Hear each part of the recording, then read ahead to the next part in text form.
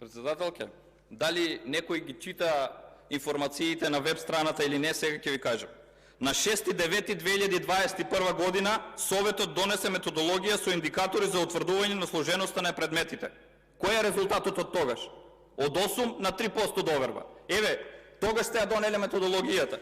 На 23.9.2021 година Советот донесе правилник за начинот и формирање на комисија за оценка на работата на судиите и председателите на судовите. 2 години немате ништо резултат, односно имате пад на довербата на граѓаните.